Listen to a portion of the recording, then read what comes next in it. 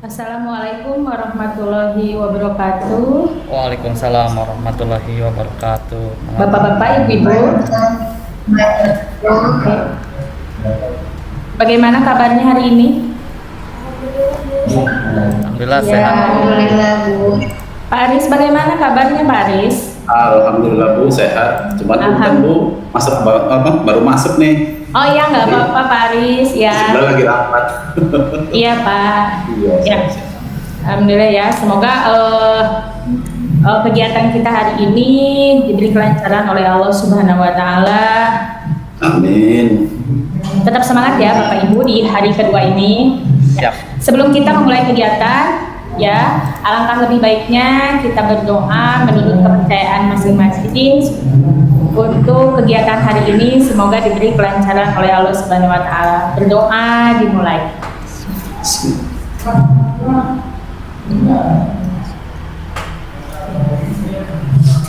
Berdoa dicukupkan. Ya, untuk pertemuan kita pada sesi 2 ini, Ibu Bapak akan mendalami mengenai filosofi pendidikan Ki Hajar Dewantara, dan Ibu Bapak juga akan mendalami mengenai pendidikan karakter menurut Ki Hajar Dewantara. Sebelum kita masuk ke dalam materi, Ibu Bapak, apakah mengenal sosok Ki Hajar Dewantara? Insya Allah mengenal Bu. Insya Allah mengenal ya. Insya Allah semua pendidik mengetahui siapa itu Ki Hajar Dewantara.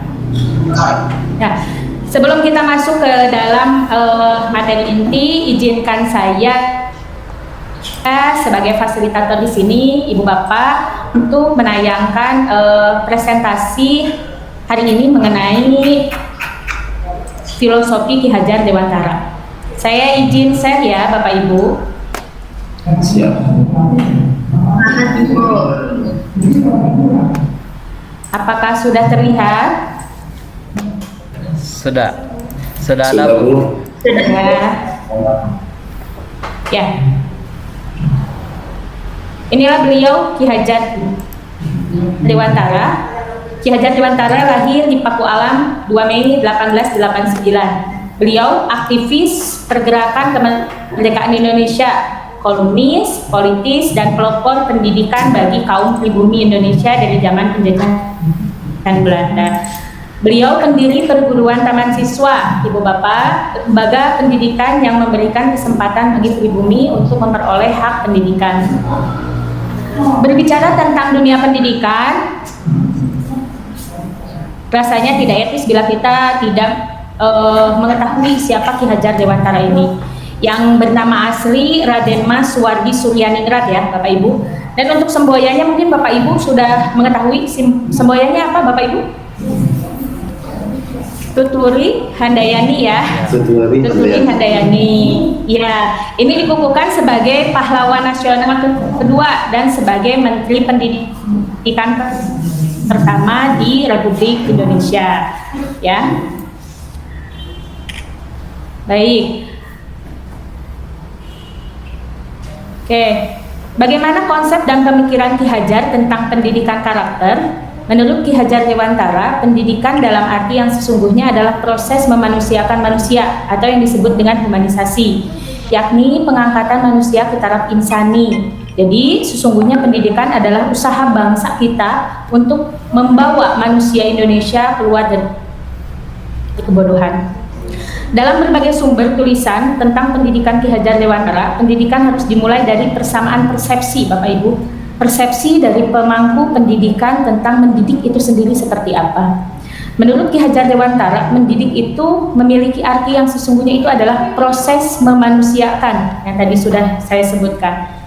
Memanusiakan manusia. Jadi sesungguhnya bagi Ki Hajar Dewantara hendaknya guru atau pendidik menjadi pribadi yang bermutu terlebih dahulu dalam kepribadian dan spiritual. Baru kemudian menyediakan diri untuk menjadi pahlawan dan juga menyiapkan peserta didik untuk menjadi pembela nusa dan bangsa. Jadi pendidik memiliki fungsi sebagai model keteladanan dan sebagai fasilitator. Berkarakter di sini adalah mengacu pada norma yang dianut Bapak Ibu, yaitu nilai-nilai luhur Pancasila yang sepenuhnya terintegrasi dalam harkat dan martabat manusia.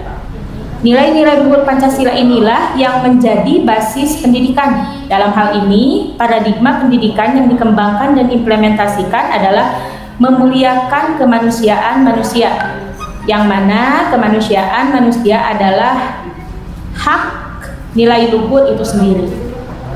Membuat orang berkarakter adalah tugas pendidik Bapak Ibu. Jadi tugas kita sebagai seorang pendidik tidak hanya bergantung kepada kurikulum, target kita, ketercapaian kita, tetapi kita juga harus bisa membuat pendidikan itu sebagai lahan untuk menjadikan anak didik kita itu berkarakter. Esensi pendidikan adalah membangun manusia seutuhnya, yaitu manusia yang baik dan manusia yang memiliki karakter. Oke, selanjutnya Bapak Ibu, pendidikan terwujud melalui proses pembelajaran ya Bapak Ibu. Proses pembelajaran ini terjadi tidak hanya sekedar pada tahap transfer pengetahuan saja, dan kita mengajar kepada siswa saja semata, melainkan juga pada transfer keterampilan atau skill kita. Selain itu juga kita harus bisa transfer nilai-nilai dalam kehidupan. Mencontoh adalah perilaku dari peserta didik. Jadi kita harus sering memberikan contoh yang terbaik supaya peserta didik kita mampu mencontoh dari apa yang kita berikan. Itu Ibu Bapak. Tahap inilah yang pada akhirnya mengarah kepada pembentukan karakter. Pendidikan pada akhirnya adalah satu, yaitu pembangunan karakter. Proses pembelajaran yang bermuatan pendidikan karakter itu dapat kita implementasikan dari ajaran pendidikan yang dikemukakan oleh Ki Hajar Dewantara melalui trilogi pendidikan yang diajarkan beliau, yaitu Ingarsa Sungtulada, Ingmadya Mamkarsa, dan Tutwuri Handayani. Arti dari semboyan trilogi tersebut adalah Tutwuri Handayani, dari belakang seorang guru harus bisa memberikan dorongan dan arahan. Ingmadya Mangkarsa, di tengah atau di antara murid, guru harus menciptakan prakarsa atau ide. Dan yang terakhir, Ingarsa Sungtulada, di depan, seorang pendidik harus memberi teladan atau contoh tindakan yang baik. Sudah waktunya guru-guru meninggalkan metode lama mengajar Bapak Ibu yang hanya sekedar melaksanakan tuntutan tugas seperti yang sudah tadi saya sebutkan, hanya untuk mengejar target kurikulum semata, sehingga tidak memiliki idealisme menjadi seorang pendidik.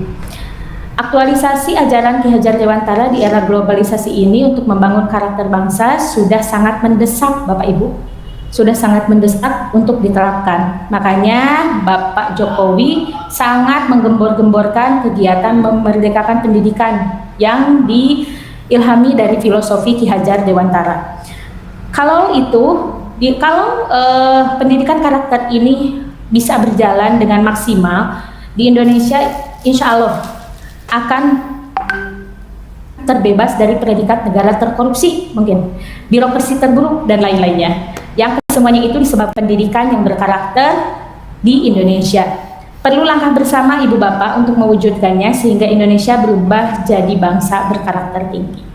Seperti yang dikutip oleh Ki Hajar Dewantara, seperti yang ada di depan layar Ibu Bapak, yaitu pendidikan merdeka itu berdaya upaya dengan sengaja untuk memajukan hidup, tumbuhnya budi pekerti, ada rasa, pikiran, roh, dan badan anak dengan jalan pengajaran, teladan dan pembiasaan, jangan disertai perintah dan paksaan.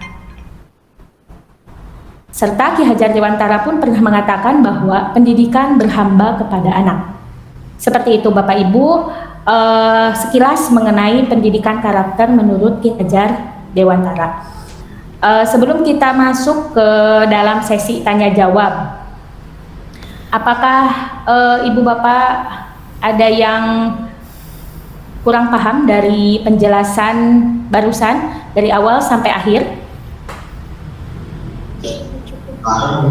Alhamdulillah sangat paham Bu. Oh, iya, terima kasih kalau seperti itu. Sekarang kita masuk ke dalam sesi tanya jawab. Apakah ada pertanyaan dari Bapak Ibu? mengenai filosofi Ki Hajar Dewantara pendidikan berkarakter.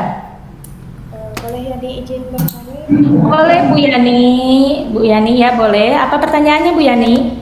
Tadi kan Ibu menjelaskan mengenai pendidikan karakter ya Bu ya. Iya Bu Yani. Nah, apakah pendidikan karakter itu harus menjadi sebuah mata pelajaran gitu? Oh iya baik, pertanyaan dari Bu Yani sangat bagus sekali ya. Apakah pendidikan karakter yang sekarang sedang digembar-gemborkan oleh Menteri Pendidikan bersama Bapak Jokowi selaku Presiden Republik Indonesia, yaitu apakah pendidikan karakter harus menjadi mata pelajaran? Dalam hal ini saya mengutip dari kata Supriyoko ya, Ki Hajar menilai pendidikan karakter tidak harus menjadi mata pelajaran Bu Yani. Tidak harus menjadi mata pelajaran tersendiri, artinya berdiri sendiri, tidak harus, tetapi bisa terintegrasi dengan mata pelajaran lain. Namun di sini Ki Hajar membedakan model pendidikan karakter menurut jenjangnya. Jadi untuk taman kanak-kanak dengan setaranya SMP, kalau sekarang terus ada SMA, itu ada jenjangnya tersendiri. Metodenya dengan membiasakan berperilaku yang baik, Bu. Jadi mulai dari mereka masuk ke dalam kelas dengan berdoa, dengan sopan santun, bersalam, itu sudah termasuk ke dalam pendidikan berkarakter. Jadi intinya dari jawaban saya yaitu adalah pendidikan berkarakter tidak harus menjadi mata pelajaran, tetapi bisa terintegrasi dengan pelajaran yang lain. Seperti itu Bu Yani jawabannya. Baik Bu, terima kasih Bu. Terima kasih. Apakah ada pertanyaan yang lain? Izin bertanya Bu, Oh iya Pak. menurut Ibu nih, Iya kalau Pak. pendidikan karakter apakah sesuai dengan sekolah yang kedinasan atau sekolah yang biasa dengan pelayaran? Itu kan di sana kan identik dengan kekerasan dan sebagainya. Menurut Ibu bagaimana? Identik dengan apa Pak? Mohon diulang. Ya kalau yang di Pelayaran. pelayaran itu kan identik dengan kekerasan. Oh iya. Disiplinnya bagus memang kalau di luar, cuman kan kalau kita lihat di dalam kan, kalau kita bagi orang awam kan kok sekolah kok berantem dulu. Iya Pak. Iya Pak. Baik Pak. Ya. Menurut Ibu aja gimana? Ya, menurut saya untuk di sekolah-sekolah yang menerapkan kedisiplinan, jika memang tujuannya menerapkan kedisiplinan ini adalah untuk kebaikan, mungkin hanya dari caranya saja mungkin Pak yang harus diperbaiki. Jangan sampai menerapkan dengan dalam bentuk kekerasan. Karena kedisiplinan itu tidak harus tercermin juga dari kekerasan ya Pak ya. Mungkin kalau untuk kekerasan itu sendiri bisa dijadikan sebagai solusi apabila anak didik kita keluar dari aturan yang sudah diberlakukan. Ini seperti itu Bapak, untuk memberikan efek jerak mungkin. Iya, siap. Ya. Masih banyak. Terima kasih Pak atas pertanyaannya. Apakah ada pertanyaan yang lain, Ibu Bapak? Mantap Bu Pia, lanjutkan aja Bu. Oh iya, terima kasih Pak Kusmi Yadi, terima kasih Bapak. Oke, sebelum kita masuk ke dalam refleksi ini Bapak Ibu, saya punya pertanyaan nih. Saya punya pertanyaan, sebentar Bapak Ibu, saya share dulu untuk ininya sebentar. Sebentar Bapak Ibu. Apakah sudah terlihat? Belum Bu?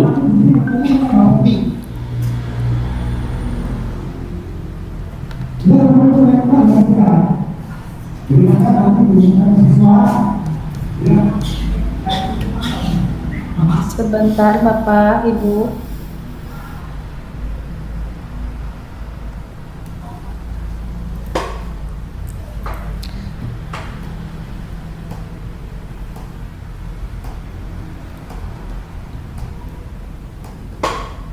Untuk sekarang apakah sudah terlihat Bapak Ibu?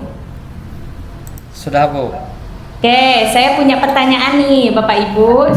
Tadi kan udah lumayan agak bosan mungkin ya mendengarkan materi dari saya. Coba sekarang tebak gambar nih Bapak Ibu, ada gambar di sana. Coba susun menjadi satu kata. Ini clue-nya adalah hewan. Kira-kira apa nih? Ada yang bisa jawab? Bu Septi, Pak Kusmiadi, Pak Aris, dan Bu Yani. Gajah. Gajah, ya benar. Dari mana Bu? Gajahnya Bu, coba.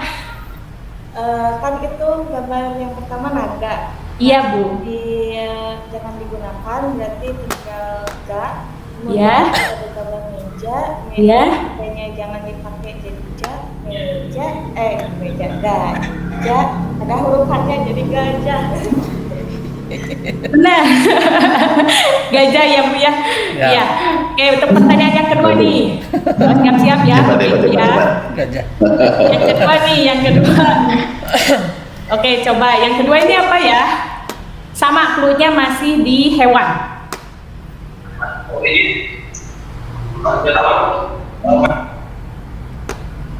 Pak Aris, Pak Kusmiadi, tadi udah 1-0 nih untuk perempuan dan laki-laki. Lebah ya Bu. Lebah? Bukan. Harimau, Ayo. Bu. Harimau, iya benar Pak. Bagaimana Pak bisa jawab harimau nih?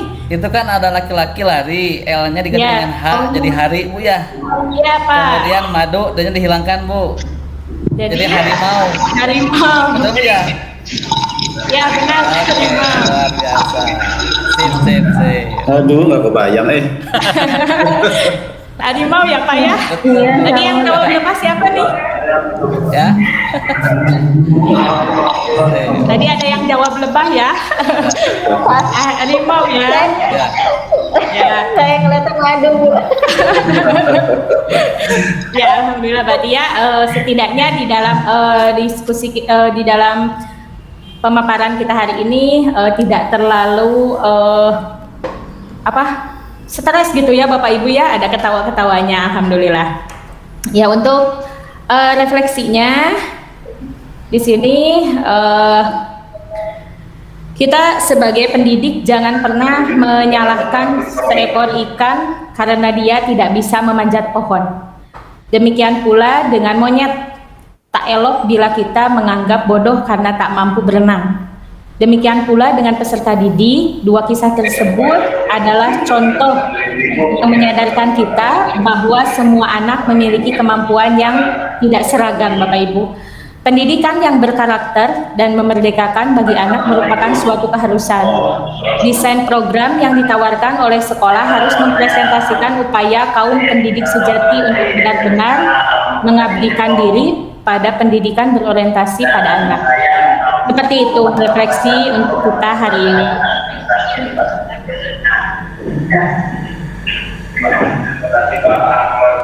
Baik. Oke, terima kasih Bapak Ibu untuk sesi kedua ini. Dicukupkan sekian. Bapak Ibu bisa langsung mengerjakan tugas yang berada di LMS-nya masing-masing. Selalu semangat, tetap jaga protokol kesehatan ya Bapak Ibu. Tetap semangat menjalani diklat ini. Semoga Bapak Ibu diberkahi oleh Allah Subhanahu wa taala. Assalamualaikum warahmatullahi wabarakatuh. Waalaikumsalam warahmatullahi Waalaikumsalam warahmatullahi wabarakatuh.